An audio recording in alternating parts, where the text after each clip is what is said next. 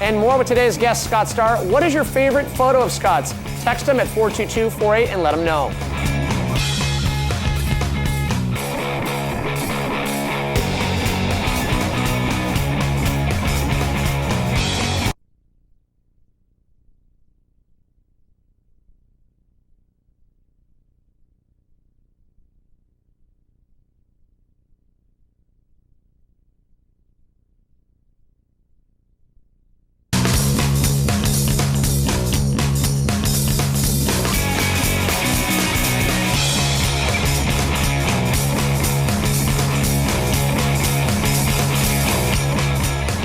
Welcome back over to the Daily Habit here with Scott Starr. And if you've been paying attention, Patty McGee, you talked about this earlier in the show. Yes. And this is going back 1965, right? Yes. Cover of Life magazine.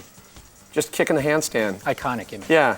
And so I guess you could say first professional skateboarder in a way getting paid. But in your obsessive research, you actually uncovered a Bell telephone ad with Patty. Yes, he did a 1965 Bell telephone, New England telephone ad. Okay, the treats keep coming in this show. I like this. Take a look at this. You're going to be blown away. Here's a young housewife doing her morning chores. She's found a rather ingenious way to save steps whenever the phone rings at the other end of the house. Watch. There goes the phone down in the kitchen, and she's off. Out the door and down the hall. Watch out. That was close. She's skating faster now. 2 steps, she can't. What control! The birdcage! What? She made it! Hello? Hello? Well, she almost made it. Goes to show that even Pat McGee, girls' national skateboard champion, needs a better way to save steps.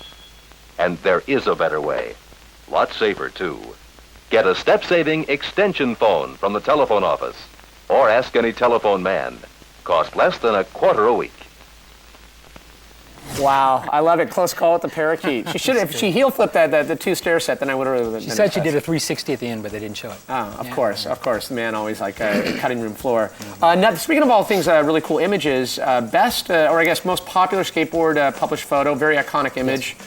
I think we have there's a photo, we can bring it up. And this photo's been used everywhere, from, right? Concrete Wave book to... Concrete Wave cover, Jones Soda, phone card, stolen from a motor scooter company in Italy on a billboard.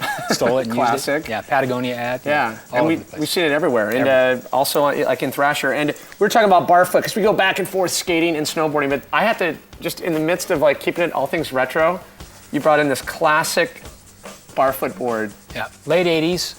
And I used to work for Chuck Barfoot, so before he would just paint them one color, I was the first guy to actually do art on them. Yeah. So I would hand paint them with the fluorescent markers that we're all using at the time. What's funnier is that this is like a graphic that Danny Davis would rock, or I could just see it. It's like current in a weird way, sad way. And we were talking about the tail doves. I do want to show this because I know all the little Groms are stoked on this, right? Another one of mine. You worked long and hard to get these little things. 6 years ago and 2 years of research, and just sold my first $1 million last week. Really? Yeah. Man. Love them. And so with like so many different irons in the fire, like how do you maintain a way of life like you do? Yeah, it's difficult, but you take what you know and you get creative and you just keep morphing your way around until you make a living.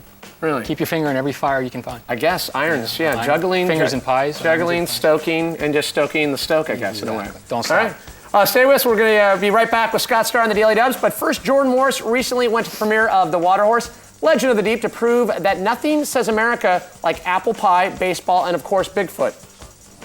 Hi, this is Jordan Morris here at the world premiere of Water Horse, a movie about the Loch Ness Monster.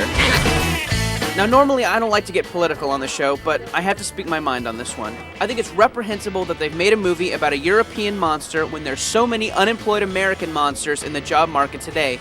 I'm speaking specifically about Bigfoot. I thought what I could do for him was to come here and raise awareness about this national treasure. Let's get stoked on Sasquatch! I'm gonna need to see your green card, sir, and no, your green skin doesn't count. What was it like working with the Loch Ness Monster? I hear he's really difficult to deal with and prone to swearing. He was hard to work with. He was always making a fuss. It was very difficult. It was a diva.